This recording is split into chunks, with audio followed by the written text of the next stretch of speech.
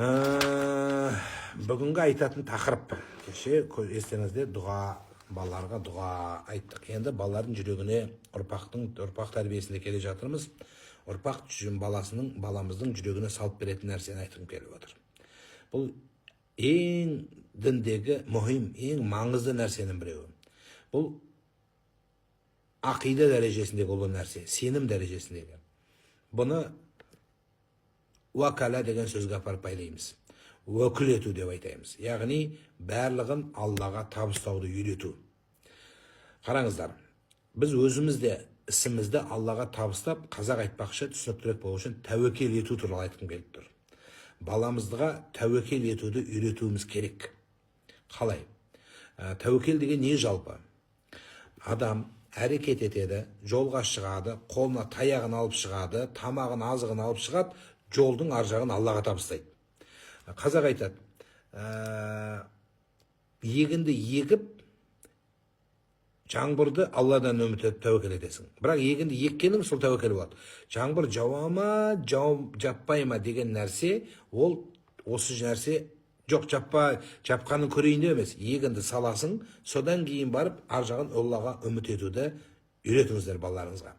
Яғни істеген ісін Аллаға табыстауды үйрету керек. Сонда бала тәуекел етіп барып, Алладан мінәжат етіп дұғасын айтады кешегі. Қараңыздар, бірінші әрекет етеді, оқиды, талпынады, содан кейін Аллаға тәуекел етіп жүрегін байлайды да, ар жағын дұға қылып Алладан сұрайды. Міне осы орысша последовательность дейді, осы реттілікпен балаға тәрбие беру аса маңызды. Сонда бала басына келген уайымды Алланың деп түсінеді. Аллаға табысталған нәрсе түбі сөзсіз береке алып келеді. Аллаға тәуекел, біздің Орта Азияда көп бұл сөз тараған, мәулем дейді. Мәулем дейді немесе. Мәулен деген сөздің өзін түбі соған барып байланады.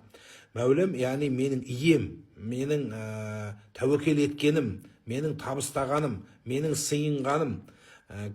Зубайр ибн Аллауам деген бір үлкен сахаба өткен. Тірі кезінде жәннеттен хабар алған сахаба деп айтылады.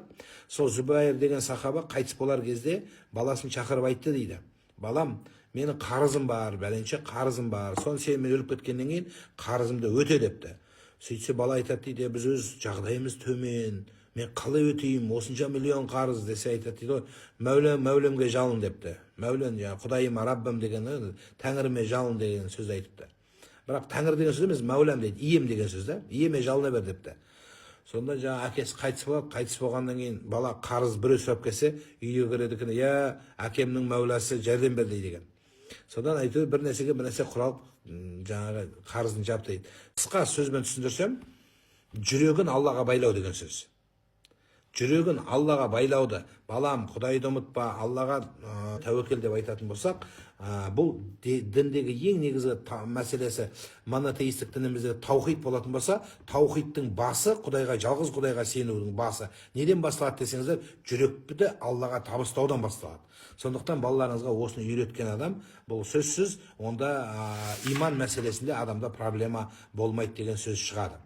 Егер адам, мысалы айтайық, себепке сүйенсе, егінге, ақшаға, білмеймін, долларға, қызметке, тағына, абыройына, мансабына, сенген дөңгелегіне сүйенсе, бұл түбі ширкке апарады. Алла маған керек жоқ, мен 4 баллоныма сенем. Шипованный, мысалы, жол-тайғақта сіз жүріп келесіз. 4 баллоны шипованный.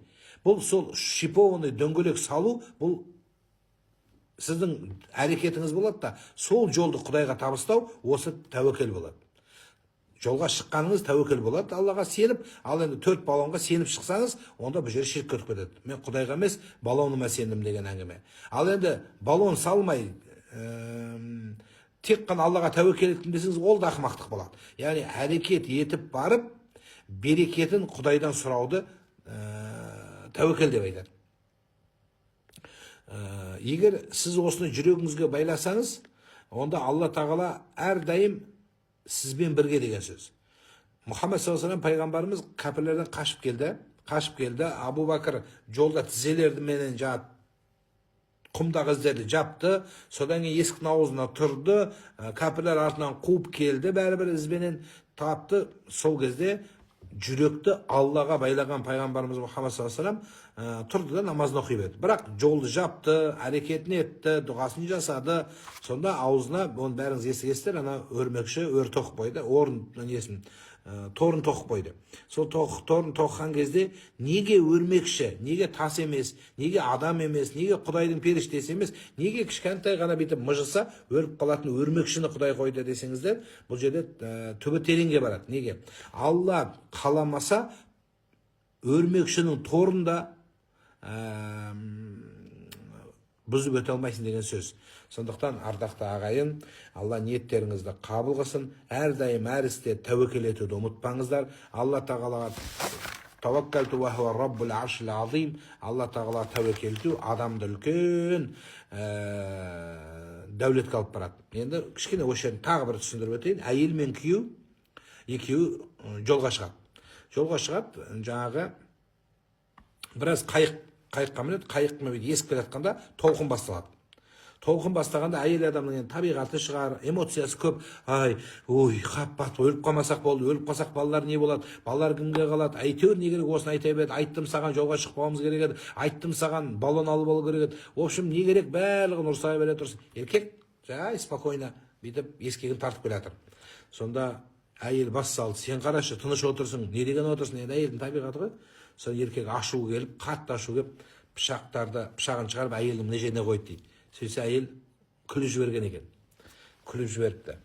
Сонда жаңағы күйеу айтады дейді ғой, мен сені өлтірейін деп жатсам, сен неге күлесің десе, қойшы, сен байымсың ғой, мен өлтірмейсің депті. Сенем мен саған депті. Көрдің ба? Сен мен өмірдегі жарыңа маған сенген сияқты, мен Құдайыма тәуекел еткем. Құдай мені осы жерде өлтірмейді деген екен. Міне осы нәрсені тәуекел дейді. Яғни сіз күйеуге қалай сенесіз? Мысалы, кішкентай баланы көтеріп аспанға лақтырасыз, ойнатып. Бала күледі. Бірақ қорқу керек, қорқпайды, күледі, сенеді. Неге? Өйткені сізге сенеді. Сізге шынайы сенеді. Сен оны құлатпайтыныңа сенеді. Тура сол сияқты. Баланың сенімі сияқты тәуекеліңіз болатын болса, лақтырылғанда бүйтіп бала уверенный болады, күледі. Құшақтап тұр, қолын бүйтіп қуанады. Күледі. Міне сол сияқты Құдайға бүйтіп тұрып сіз байлансаңыз, Алла сізге ешқашан қиыншылық бермейді. Алла тағала жүректеріңіздегі имандарыңызды қуатты қылсын. Тәуекел туралы пайғамбарымыз саллаллаху қайтыс болған кезде Абу Бәкір келіп бетін ашып көреді. Бетін ашып көрсе қайтыс болып кеткен екен.